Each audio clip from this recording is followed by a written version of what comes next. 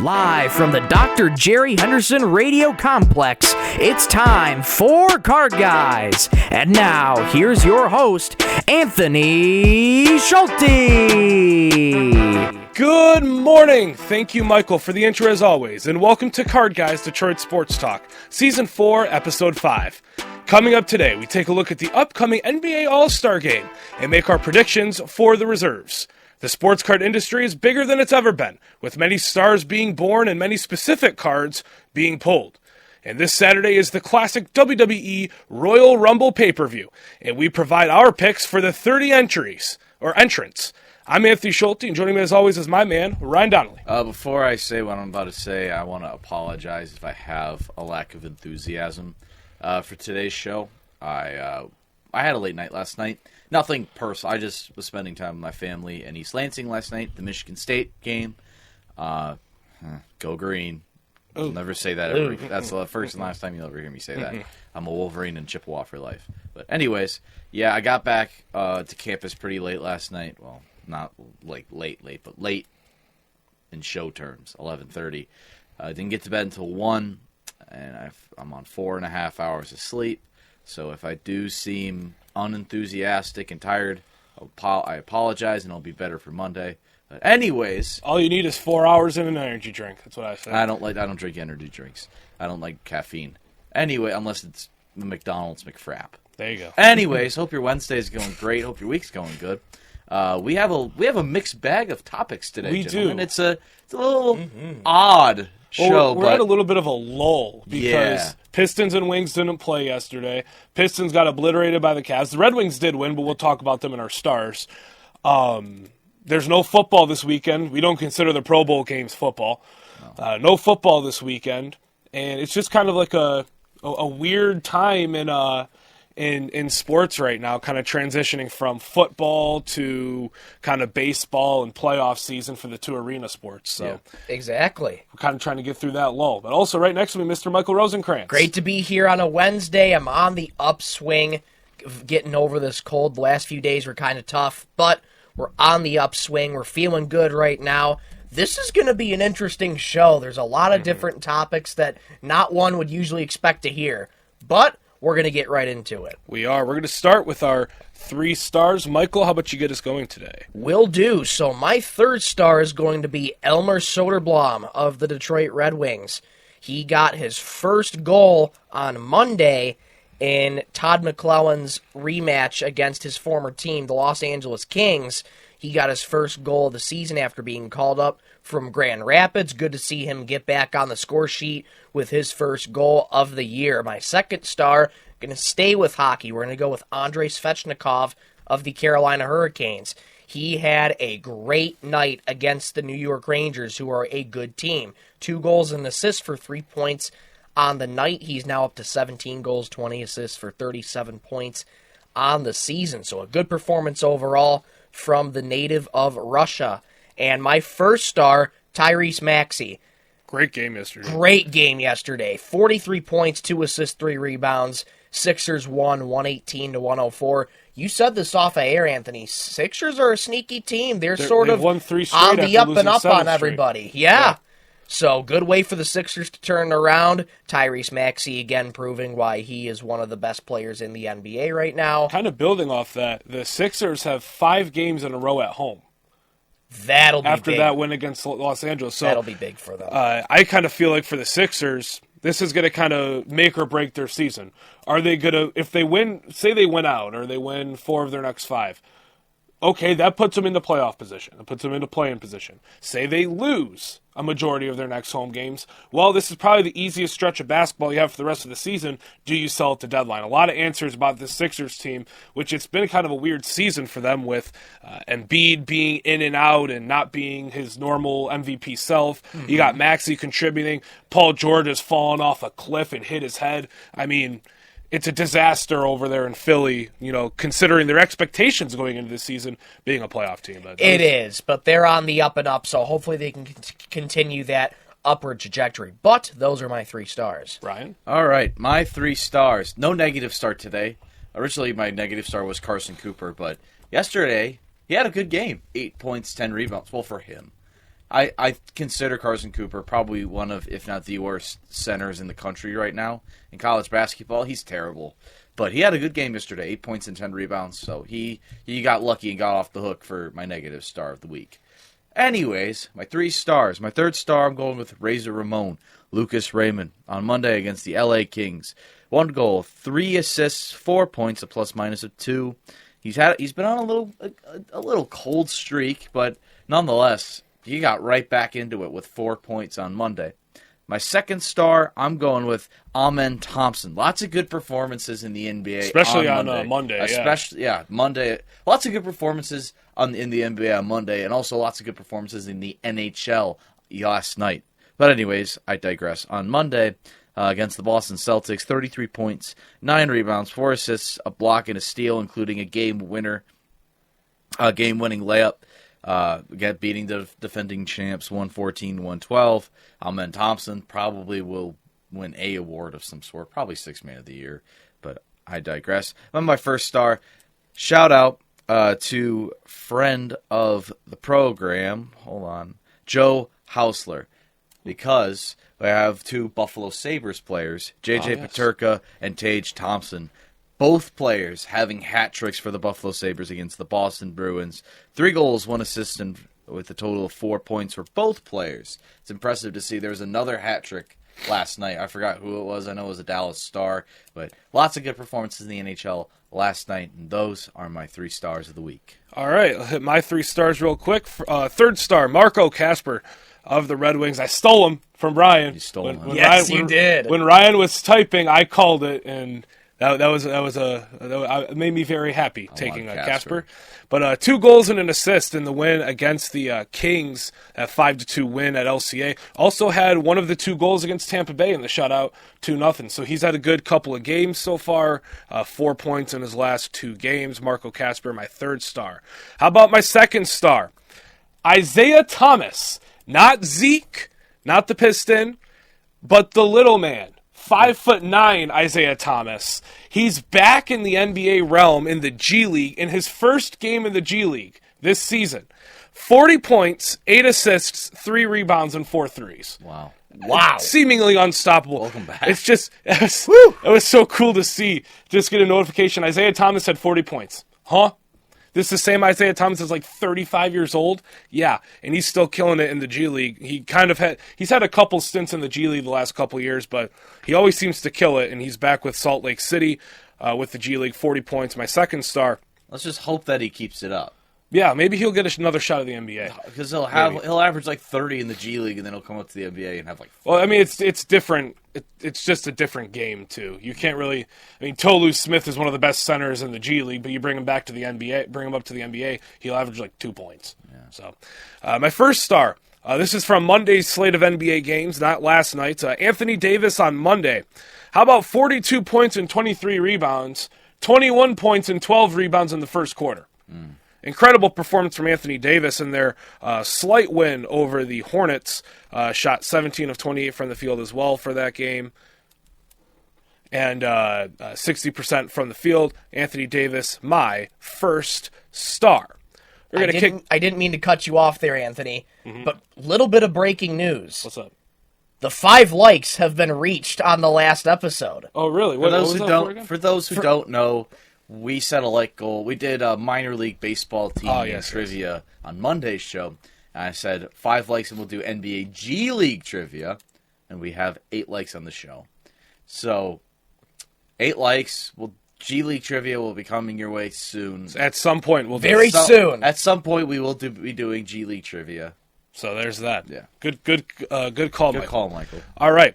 So our first segment today is going to be NBA All-Star Reserve picks. Now, sir. I'm going to highlight on the screen right here for you guys watching at home. The All-Star starters were announced last week.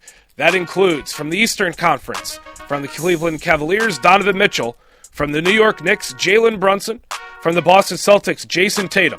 Milwaukee Bucks, Giannis Antetokounmpo. And from the New York Knicks, Karl Anthony Towns. In the Western Conference, we've got Stephen Curry from the Golden State Warriors. Shai Gilgeous-Alexander from the Thunder, the MVP favorite. Forward, LeBron James from the Lakers, my king. the chosen one, just a kid from Akron. And then we got Kevin Durant from the Suns at the other forward spot, and then considered a forward, Nikola Jokic from the Denver Nuggets. Those are the All-Star starters. First, before we get into our reserve picks, how do we feel about the All-Star starters? Because I have an opinion of my own. I feel like I know your opinion, but I think my opinion is a little different.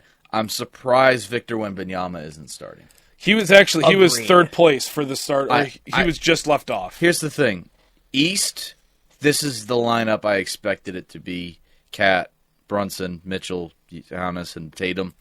I think you should move Wemby to the starting lineup and then move Durant to the bench.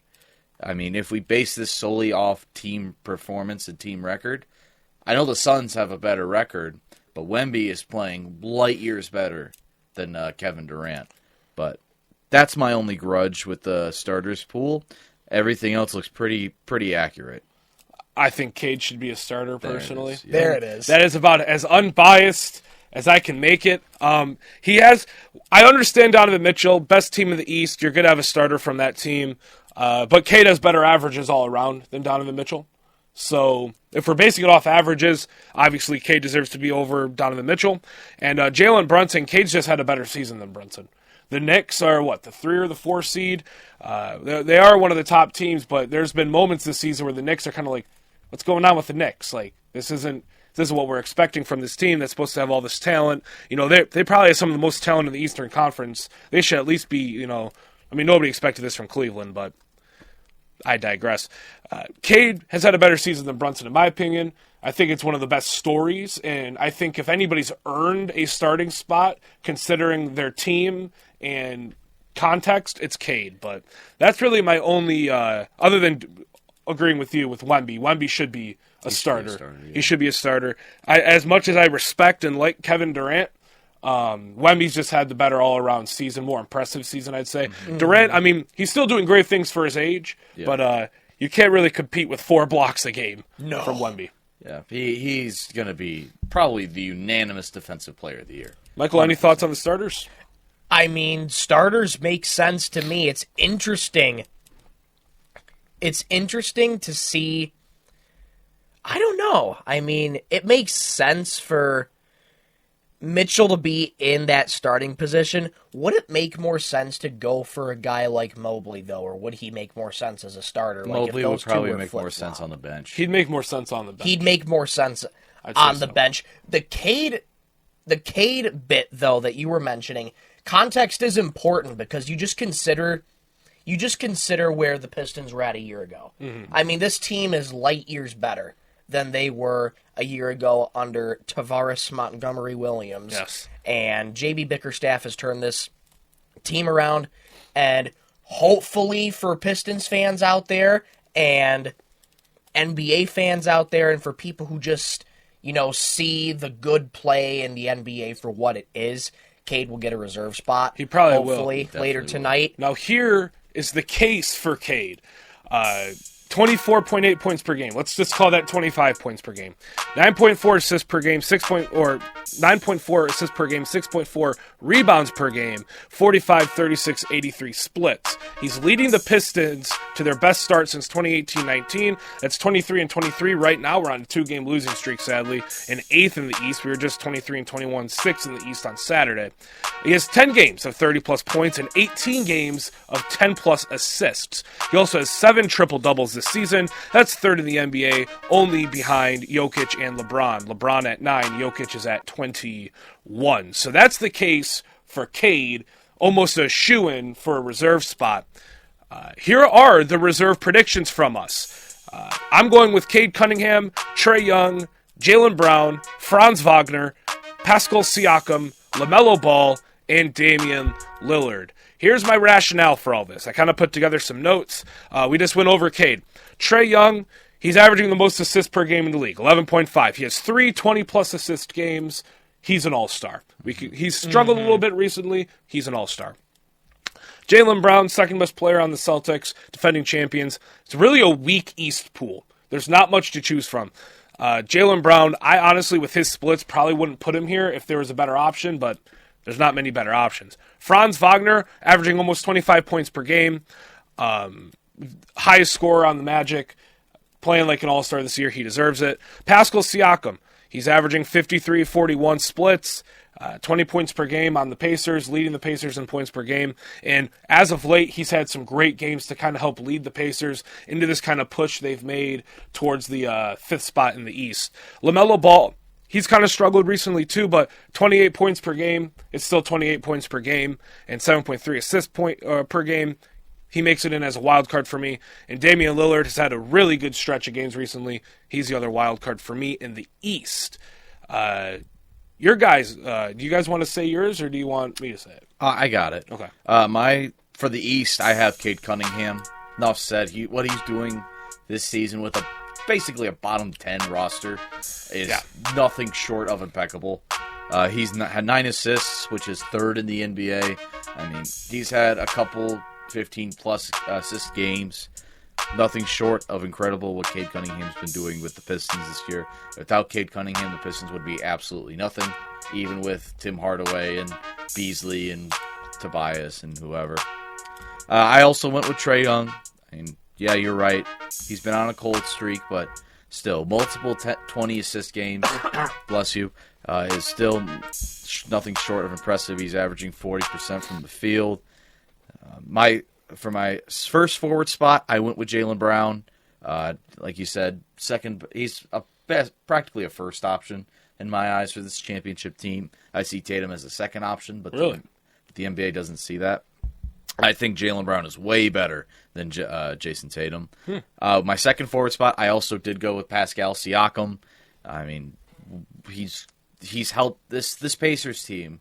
Started off pretty slow, but they got right into it, and Pascal Siakam, I think, is the best player on this team. Tyrese Halliburton's looked a little overrated this season. It's a little bit. Too great. Proof that I think he's a shot chucker, and it proved that he is. Pascal Siakam averaging 52% from the field. And then my last field goal spot is where you and I don't have the same one in common, and then I have Evan Mobley filling in my last forward spot. 18 points per game, 8 rebounds, and 2 assists at 56% from the field. He should be in the running for most improved player. Defensively, let's take a look. Defensively, he's averaging a block and a steal a game. He's looked good defensively. I think Evan Mobley is the best big man on this Cavs roster. I mean, there should be more Cavs players in talks to make the All-Star team. My first wild card spot, I also went with another Cav, which is Darius Garland. 21 points, 2 rebounds, 6 assists, averaging almost 49.9% from the field, which is practically 50%. He was injured a lot last year. That's why he didn't make an All-Star game, but he's done good to pick himself up from injury from last year. And my last wild card spot in the East is Damian Lillard. 25 points, 4 rebounds, 7 assists, 45% from the field. He's looked good as a second option. I think I'd prefer him as a second option on a championship team. But those are my East reserves. Michael, go ahead. Well, this East reserve list for me is not going to look much different in all honesty. I think it's exactly the same. In all same honesty, as mine. The great minds think alike, maybe. Yes. Yeah. What I'm curious about, though, now that I think about Jaylen Brown, Derek White must not be doing that good this season, nor has Peyton Pritchard. Peyton Pritchard's actually been a really good bench piece for him. It's Drew Holiday who is struggling. Drew Holiday's struggling. Derek White's just playing his role. I think you can maybe make a case for, and maybe I should have thought about this more, Evan Mobley over Jaylen Brown and then including Franz. That would also probably work out maybe a little bit better. Maybe Mobley deserves it a little bit more than Jaylen Brown. Jaylen Brown, he's had his moments this season, then he hasn't had his moments this season, which really made it hard for me to pick. Honestly, if Cam Thomas played more this season, he'd make a case for himself. I mean, all of the games he's played, he's looked like an all-star, but he's been out so much I can't put somebody that injured onto my all-star list. And with the points you make, too, about Franz Wagner, I mean, he's I wouldn't be surprised if he's a reserve. Because he's playing out of his mind for the Magic right now. And what sort of blew me away is Paolo's kind of struggling a little bit with Franz averaging, 25 points a game, leading scorer on the Magic. I mean, Paolo's averaging 24. He's actually gone down. Before his injury, he was averaging 28, and ever since his injury, he's gone all the way down to 24. Yeah, he's kind of regressed a little bit with his injury, so hopefully we'll see him on the up and up and try and rehab that injury through later in the season. Yeah. If Franz Wagner played more games this year, he'd definitely be on my list. If he played a lot more games and didn't get hurt midway through the season, he'd probably average like 27 a game, and he'd definitely be on my list. But because of him losing about a month and a half of play, that's why he didn't get on my list. But I can see the case of why he made your list. I mean, 25 a game is still impressive. He's looked like a first option on a pretty good up and coming Magic team. And Franz had 25 points in the fourth quarter against the Pistons. Ended the game with 32, and so did Paolo. It's kind of fun. It's fun with these reserve predictions because you have different rationales for how each person likes to watch the NBA. Yep. That's the Eastern Conference. Now we got the Western Conference coming up. We got my picks: Anthony Edwards, Kyrie Irving, Victor Wembanyama, Alperen Şengün, Jaren Jackson Jr., Devin Booker, Anthony Davis. Some rationale for these guys. Anthony Edwards, 26 points per game. He's had a couple really high-scoring games, especially as of late. He did drop that 50-piece against the Pistons. They did end up losing that game. Anthony Edwards is just a clear-cut all-star, I think, for everybody on their list. Then I'm going with Kyrie Irving.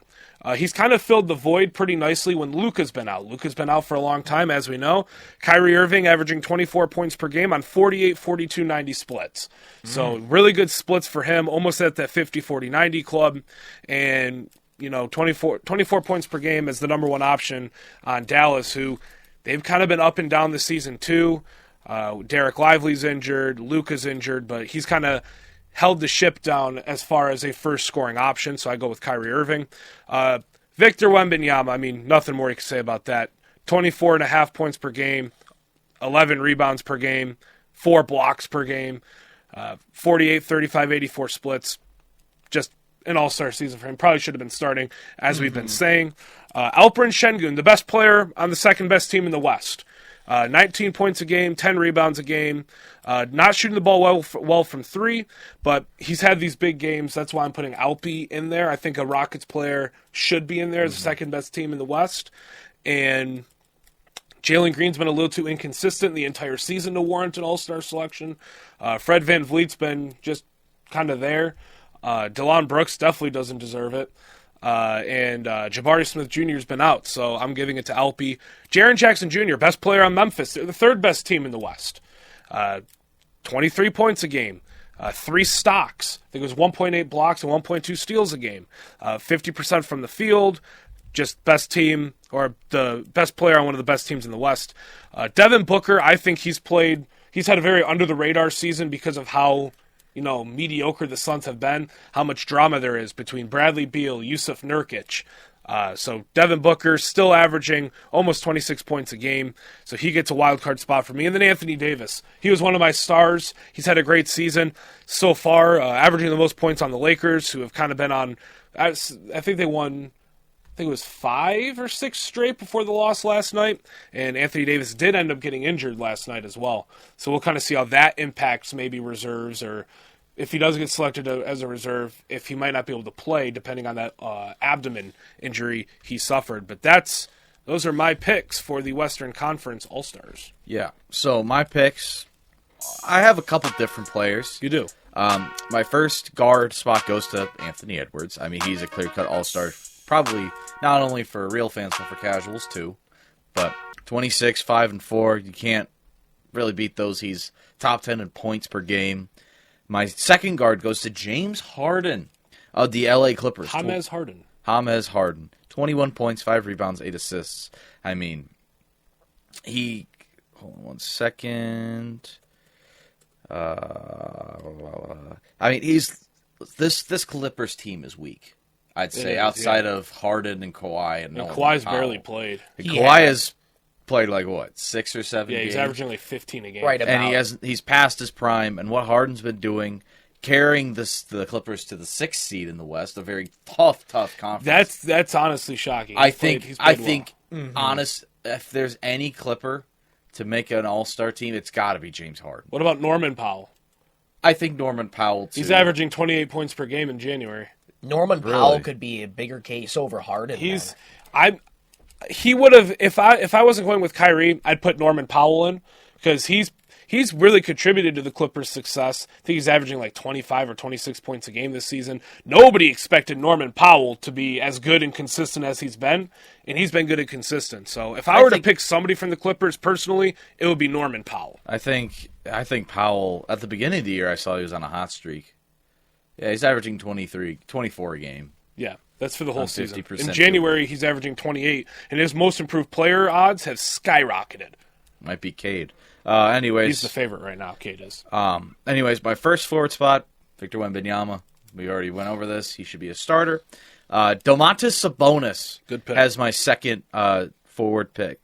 He's averaging a double-double. I said this last year. This man is a walking double-double. I love Domantas Sabonis. I've loved him. I loved that trade when he got traded from It's a win-win trade. At first, it looked pretty bad, but now, looking back, that's a win-win trade. 21, 14, and 6. He has 60% from the field. I love Domas. If I wasn't a Pistons fan, I'd be a Kings fan. I love the Kings. I love what they're doing. I don't like what they're doing with the player that is also on my list that I'll bring up in just a second. But yeah, Domas averaging a double-double. Enough said. He gets my second forward spot.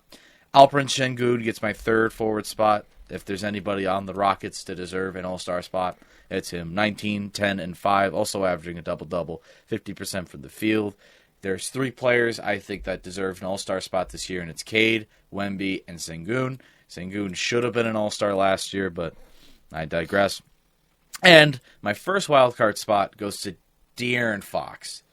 25, 5, and 6. Now, there's been some talks.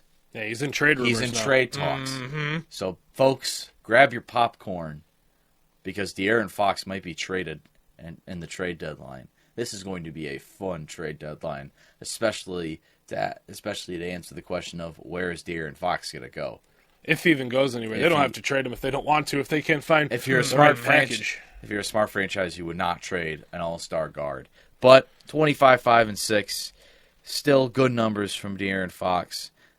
He should have more than one all-star appearance in my mind. He's one of the fastest guards in the league, and he's also one of the best scoring guards in the league, and also one of the most clutch players in the league. And then my last wildcard spot goes to Anthony Davis. He's no longer Anthony Davis anymore. He's actually played healthy ball this year. 25, 11, and 3, also averages a double-double, 52% for the field. Enough said. Defensively, he's looked like 2 blocks in a steal a game. Or would you say stalk? Stock. Blocks and steals. A cross between block and a steal. That's creative. I've never heard that before. But yeah, Anthony Davis gets my last wild card spot. He did struggle last night against the Sixers, but he did, like we said earlier, he did leave the game with an injury. But I think Anthony Davis, he stayed consistently healthy this year, which until yesterday. But I think he deserves that final wild card spot. So, and if he does get hurt, if he doesn't play in the All-Star game and they have to have a filler, I would choose Norman Powell. I would choose Domas if Anthony Davis doesn't play. Michael, it's another case of you guys have all of the same except for one. And that would be Jaren Jackson Jr. and Alperen Sengun. Yeah. You went with Jaren, he went with Alpi. So what is your rationale for Trey J? So Jaren Jackson Jr., he's showing some promising numbers this season. Yeah. Nearly 23 points a game he's averaging so far. Rebounds just a touch above 6. Assists is a little low, just about 2 assists a game. He's shooting about 50% from the field. Ja's carrying the assists. I think Ja's averaging 7.2 or 7.8. Just about. Something like that. But he's another scorer on a really good and solid Memphis team right alongside Ja. And what's interesting to me about this Grizzlies team, it's like, I don't think that they're... Where are they at right now in the Eastern Conference? They're in the West. Or they're in the West. I think they're 3. I don't think they've fell down to 4 after their loss to the Knicks. They're I think third. They're third in They're the Western Conference third, right now. So I mean, they're up there. They're a really solid team. I think while you can go with a very strong case for Alperen Şengün, I don't think he's just averaging enough in points. That's fair enough. He's just averaging a touch below 20. I think he's about 19. And I think between Sabonis and Şengün, it's really going to be a toss-up. And even you can throw in a toss-up with Jackson, but I really like what you said about Norman Powell. Norman Powell, I think, is a strong case over James Harden. James Harden's not really averaging as much, but you have the sense of James Harden as that glue guy. The leader. Keeping the Clippers grounded and keeping themselves as the 6th seed in a darn good Western Conference. Yeah. So the Western Conference is a gauntlet. It is. I mean, I could really see both sides of things. The 11th seed is the Warriors. The Warriors would be the 7th seed in the East, and they're the 11th seed and out of the play-in in the West, which there's the Eastern Conference is very weak compared to the Western Conference. Usually you see about every 5 to 10 years, the West is really good, and then the East isn't. And then it switches. The East is really good, and the West isn't. So right now we're kind of in the era of the Western Conference kind of owning the NBA, if you will. Yeah. And the Eastern Conference kind of struggling, which, I mean, it would be good for the Pistons to take advantage of that if they could. All right, those are our all-star predictions. Reserves will be announced tomorrow evening, 6:30 on TNT, during their pregame to their doubleheader. Just a few quick notes about the All-Star Game. We'll kind of preview the All-Star Game as we get closer to the date. 14th, 15th, 16th of February is All-Star Weekend. It's a new format this year. The All-Star Game is different. I hate it. So there's going to be 4 different teams. There's going to be 3 teams selected in a draft from the pool of starters and then reserves. And then there's going to be a G League team of, I think it's some winner of the G League All-Star Game or something like that. Oh, no, it's the winner of the Rising Stars Game, excuse me. The winner of the Rising Stars Game, which is on February, the 14th of February, which I will not be doing anything that evening, so I will be watching the Rising Stars Game. The winner of that will be thrown into the All-Star Game tournament, and it's going to be a tournament to kind of get through the All-Star Game festivities. They kind of did this because everybody's kind of complaining about how boring the All-Star Game is. It's just a bunch of stars out there chucking threes and not really caring. Now there's some cash incentives, and it's a tournament. And tournaments are fun. And the players might care a little bit more. There's going to be more at stake, more on the line, and you're going to see more action throughout the whole night. It's worked with Rising Stars. It's worked with the play-in tournament. It's worked with the in-season tournament. So they're trying it here with the All-Star Game. New format, drafted by teams by the TNT analysts. I like the All-Star Game if it was East versus West and they did that target score like they did. Elam ending? I love the Elam ending. It's competitive and it's still East versus West. I don't like that they're breaking it up into 4 teams tournament style. I like tournaments. I agree with you. But the NBA does a little too much with tournaments. I want them to go back to that Elam ending. I loved when they did the Elam ending because it seemed like the NBA All-Star Game was competitive. Yeah. So we'll get more into the NBA All-Star Game after reserves are announced, after I think teams are drafted next week. So the Wednesday before the All-Star Game, we'll kind of have a little bit more of a set All-Star preview going into that weekend. Slam dunk, 3-point. Maybe we see Malik Beasley in the 3-point contest. That hasn't been announced yet. Probably pretty soon that'll be announced. So we'll see. It'll be a fun week of All-Star festivities. Coming up after the break, we have the state of sports cards. We're going to talk a little bit about sports cards here, and then we have a little bit of WWE. It's going to be fun. Mm-hmm. Make sure you keep it here with Card Guys, Detroit Sports Talk. We'll be back right after this.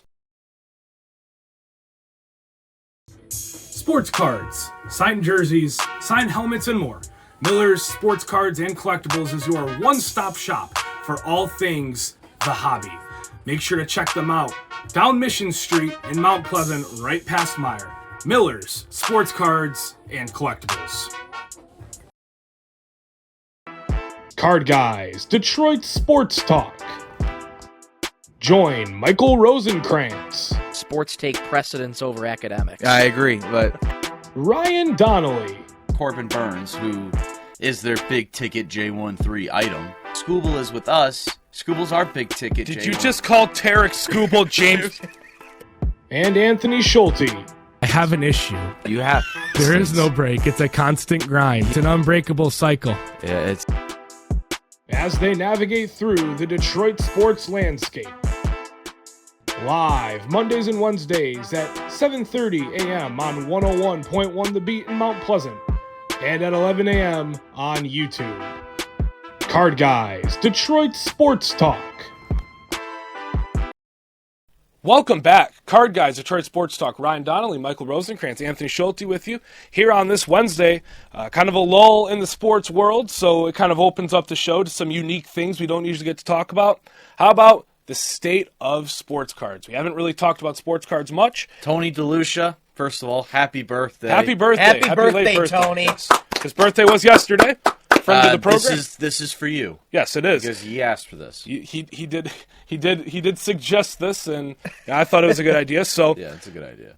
the main news I'd say in the sports card world is the Paul Skenes 1-of-1 debut patch RPA.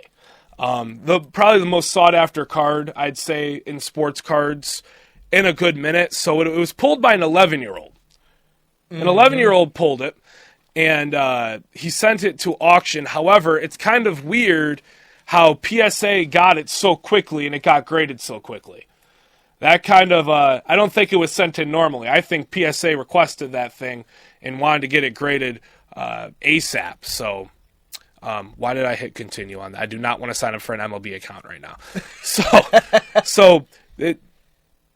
Topps makes the baseball cards, obviously. Every rookie in their first game, their first major league game, will wear an MLB debut patch right on their sleeve of their jersey, and then Topps will cut that out, throw it into an RPA, rookie patch auto, and rookie patch autos are kind of the most sought after cards in sports cards. You got an autograph on there, and you've got a piece of their jersey on there. Piece of their jersey just happens to be the patch that says their MLB debut, which makes them a very unique collectible in the sports card world. The collector said it's a dream come true, and they sent it to auction, and that's probably going to sell for a pretty penny. Oh, yeah. So that's kind of some of the big news there with that card, the Paul Skenes debut patch 1-of-1. And then we have some other things. The Prism rookie card is obviously one of the most sought after rookie cards. In the last year, you've had Victor Wembanyama in the NBA, and now you have Jayden Daniels in the NFL. Victor Wembanyama, as you guys can assume, his prices have been all the way up there. Jayden Daniels, however, at the start of the season wasn't really, he was a top pick, but nobody was really looking at him as like that valuable piece. Now, we've got cards in the couple thousand that aren't even numbered. Not even serial numbered. So, kind of talking about Wembanyama and Jayden Daniels, kind of tying this into sports a little bit too. What is one thing about each athlete that you guys have seen that could be contributing to everybody's want of these cards and the desire and the how the cards are so sought after? I think it's mostly because of their youth, and because if they buy now, the investment will pay off in the future, especially with that Paul Skenes. I think the three athletes, Skenes, Wemby, and Jayden Daniels, I think collect now, especially when their stock is so low. Tony, you can correct me if I'm wrong about that. But I mean, especially with that Skenes, I'll start with the Skenes. What the kid did, obviously, if you don't know, the person that would pull the 1-of-1 Paul Skenes RPA would get like season tickets for 30 years. Yeah, the Pirates offered a signed jersey, get in a suite with Livy Dunn, something more stuff like that. But the amount they offered for that is absurd. And he is a turned great it down. offer. It was. And what the kid did, he turned it all down. And The I kid think that didn't. is- The dad did. The dad did. The dad did. And I 100% don't blame the dad, because Really? if he keeps this card, and if Paul Skenes keeps doing what he's doing, that card is going to be worth maybe in the millions. That card is going to be a lot of cash. But Jayden Daniels, I think, invest now. Especially, I don't know if he has any autographs. I don't know if he's signed with the brand yet. So the thing is, you know how Wemby and Jayden Daniels are like the top in each of their I respective don't think sports. they're signed to a company yet. They're not signed with Panini. They're signed with Topps. Ooh. So here's the tricky thing with Wemby this. makes sense. Here's the tricky thing with this. We'll hit this and then we'll move on.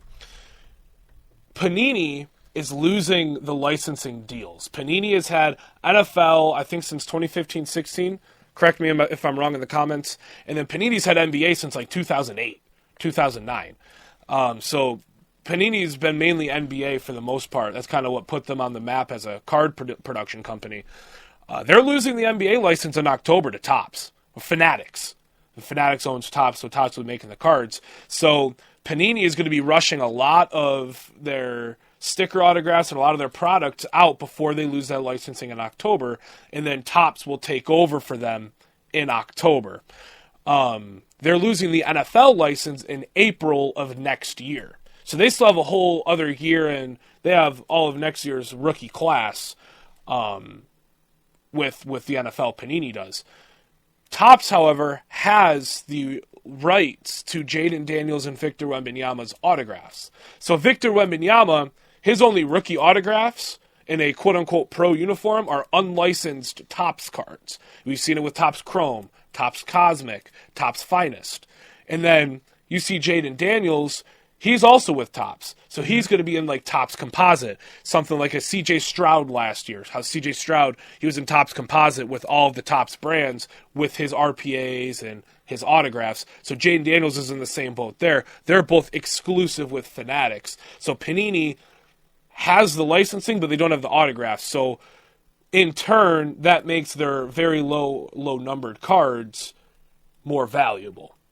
Mm-hmm. So that's how all that's shaping up and going down after Panini lost all the licensing. Gotcha. And Ryan, just to hit off your point for a second, not only because of their youth, but just kind of the caliber players that they are. Yeah. It just kind of goes without saying, but Paul Skenes, he's probably one of the brightest young pitchers in the MLB right now. We've seen it in a while. He's going to be something special. we saw it live. We saw it with Matt the Vierling Pirates. hit a home run. That dude is going to be something special. Vierling did hit a home run off of Paul Skenes. Wemby, enough said about him. Jayden Daniels, he just took down the number 1 seed in the NFC. Yeah. The dude is not playing. The dude did not play like a rookie this season. He's Two going playoff to wins. 2 playoff wins in his rookie year. He's going to lead Washington for years to come. Yeah, and it's going to be them and the Eagles on the top of that. All NFC 3 of those East. players are generational talents. Yes. No doubt. And are in their like young low 20s. Mm-hmm. So invest now if you want. If you collect baseball, football, and basketball,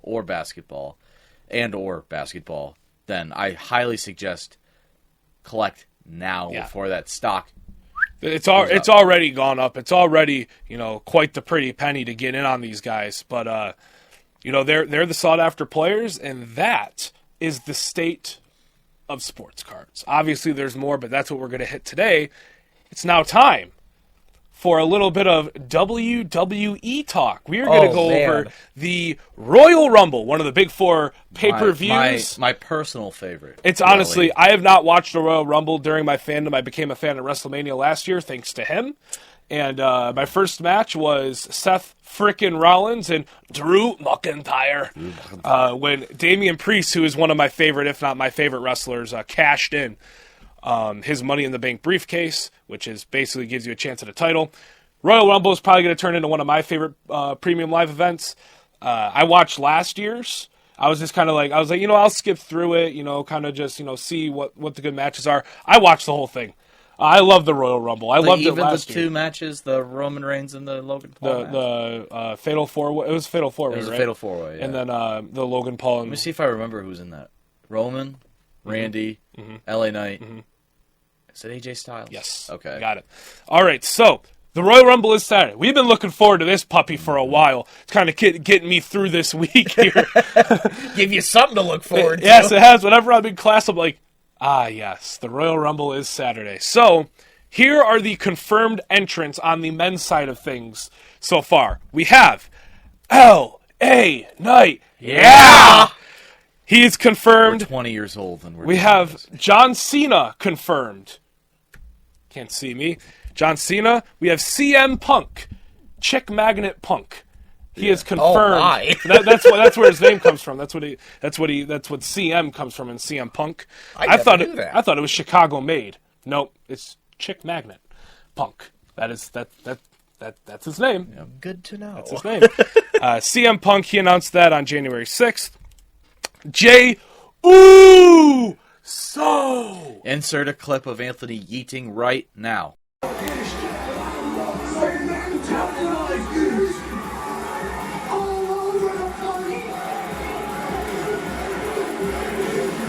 We wearing the same glasses, Oos. It's the Texas Heat, amigo. Oh boy.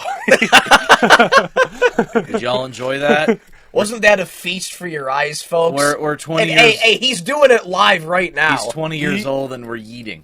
I almost wore my As Yeet college shirt today. kids. Man, you should have for I the almost did. show today, Almost especially did. since we were doing Royal Rumble. We got Roman Reigns.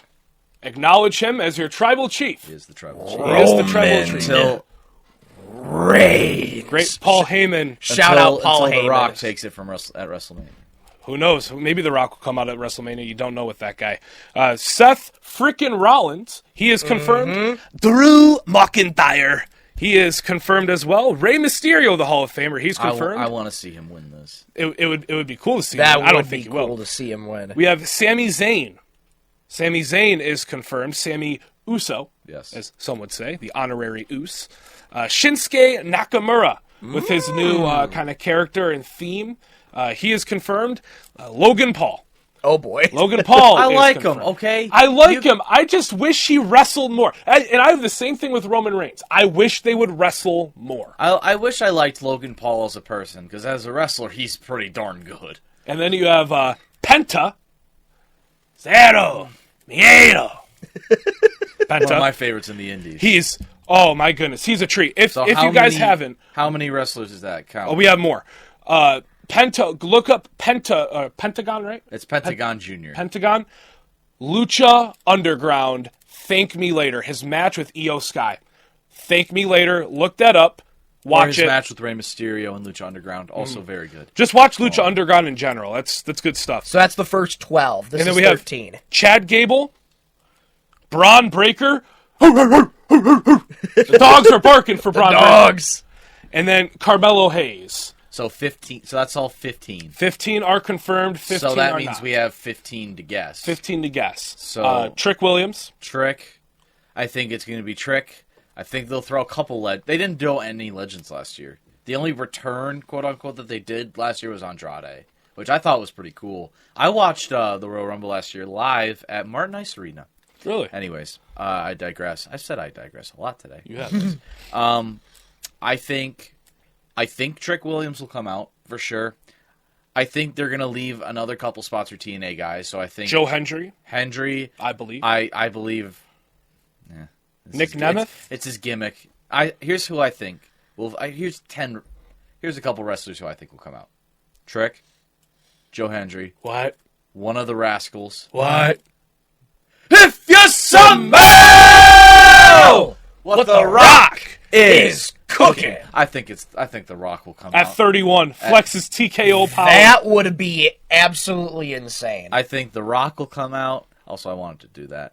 Oh, jeez, who else do I think? I think A. Hardy will come out. I think Jeff Hardy will. One of the Hardy Boys. If Jeff Hardy comes out, that's going to be a treat. Obafemi, I think, will come out. I think Obafemi is my favorite wrestler in the company right now. He's great. Not just in the main roster, but also in NXT. He's just my overall favorite guy. I think they made a secret signing that flew by everyone's back. I don't know who it is, but I think there'll be like a secret signing. 2 more, and I'll move on, or I'll let you guys move on. AJ Styles and Ilya Dragunov. Yes. I think Ilya Dragunov tore his ACL about 8 months ago.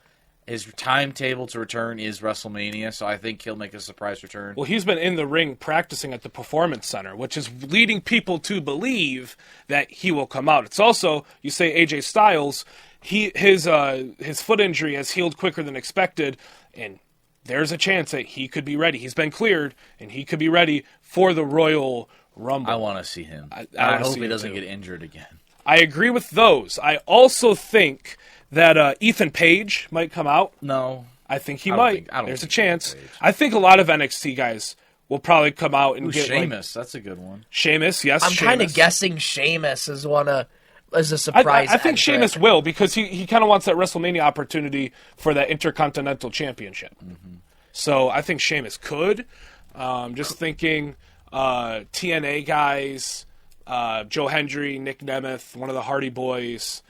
Trying to think of maybe Wes Lee. I think Wes Lee is going underrated. He had a really good match with Trick Williams. I think yesterday. You can also throw in Javon Evans. Yes, and Javon Evans came back yesterday during that Wes Lee and Trick Williams match. It was during the Ethan Page match. Sorry, I don't watch NXT. That really was just there was nothing on last night, so I tossed on NXT. It was actually a great show. There you go. It really was.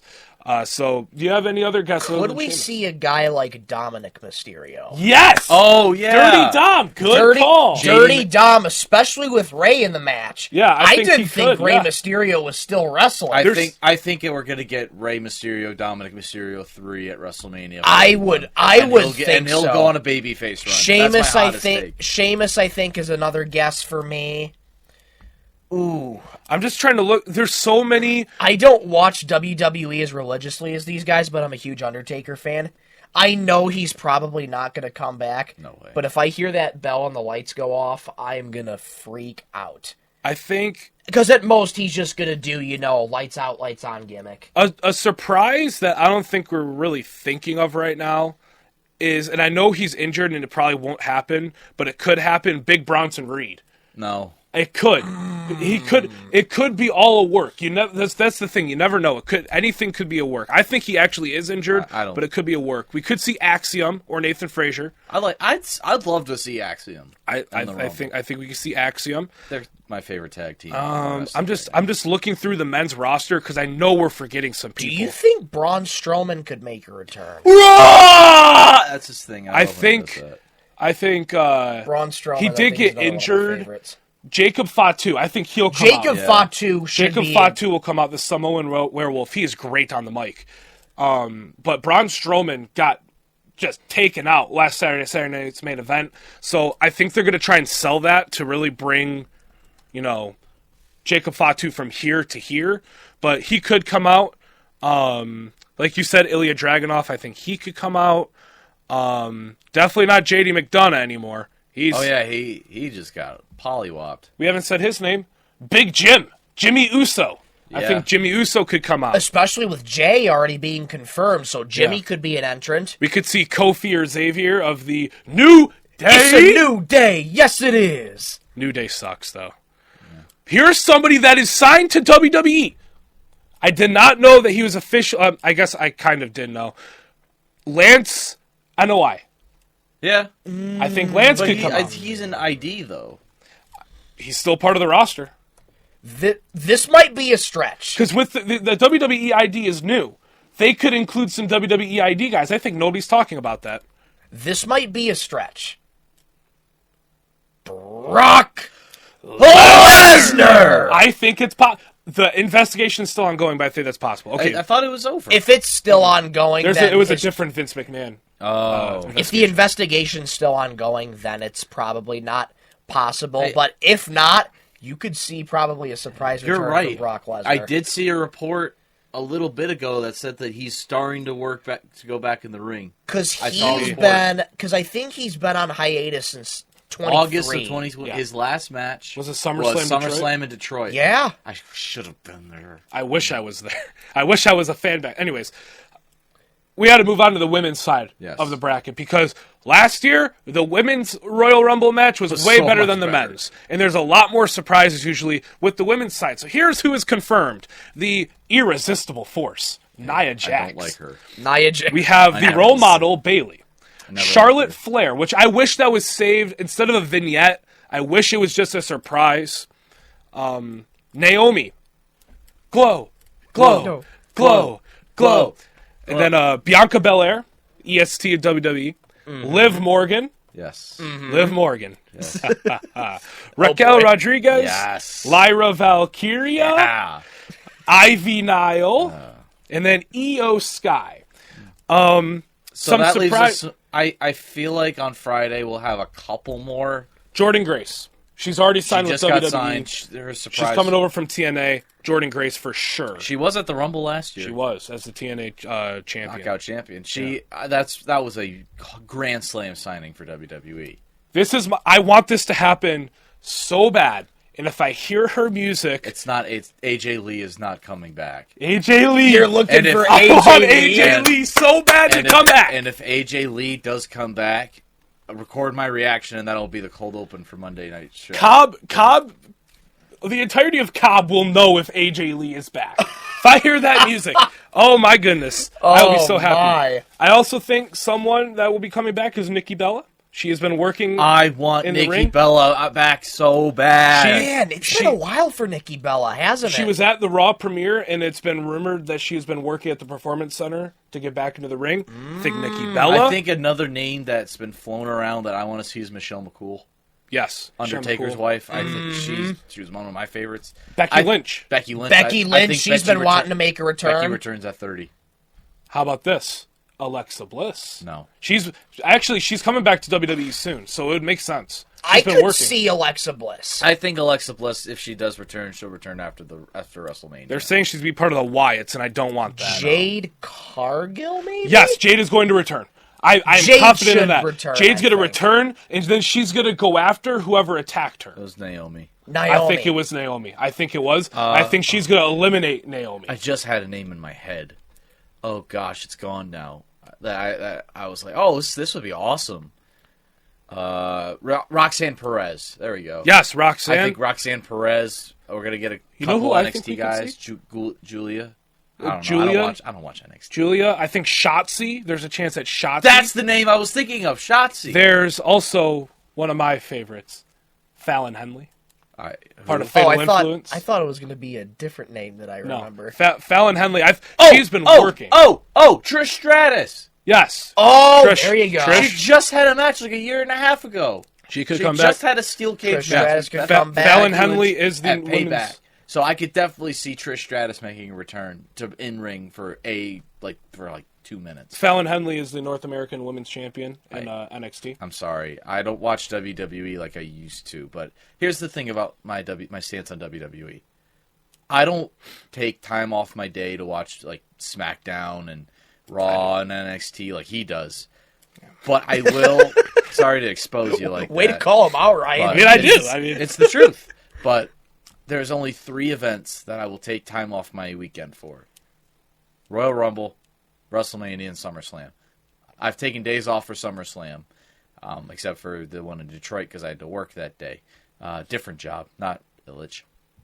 But yeah, I do take time off for the Royal Rumbles. Basically, it's my favorite PLE of the year because I love gauntlet matches. But I take time off for the Royal Rumble, and I'm very excited. I think a couple more that we haven't said yet. Nikita Lyons from NXT could come up. Yeah. Nikki Cross, I think she could appear from the Wyatts. Uncle Howdy is, I think it's confirmed, not confirmed, but very heavily believed that he's going to come back for the men's side. Lash Legend and Jakara Jackson, I think one or both of them could return. I or think Lash come in Legend. She was great last night. from NXT. Yeah, that was a great match for that WWE or WWE Women's Tag Team title. I think Chelsea Green is a name that hasn't been announced yet, but Or I Mi feel Chin. like there'll be a couple more names announced on Friday for the women's side. I think Mi Chin will announce. Mi Chin, Chelsea Green, Piper Niven. I think one more NXT. Not Nikita. Kalani Jordan. Kalani Jordan. She hasn't really been ever since, I think it was New Year's Evil, she had a match. Since then, I don't think she's had much TV time. Then again, I didn't watch NXT next week, so she could have been on last week. Or I didn't watch it last week. Could have been on last week, and I didn't see it, and now I sound like a casual. But, yeah, I think Kalani Jordan also has a chance. So, that's kind of our field a little bit. Michael, do you have anything else before we close out the show here? Do you think it could potentially be, as you like to put it, Tiffy time? No. Well, she has the women's championship. Oh, true. Yeah, so she has the... I mean, we could see it. I've seen champions. Potentially. I've seen champions. In Probably the not likely, though. I could see Gunther be in the Royal Rumble. I mean, I could...